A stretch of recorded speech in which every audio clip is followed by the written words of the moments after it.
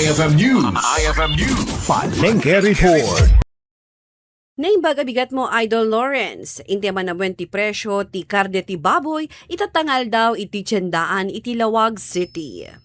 Presyo iti lean meat, 330 pesos ti kada kilo. Lomo, 340 pesos. Timet bagbagis, 2 pesos. Kukod, 240 pesos.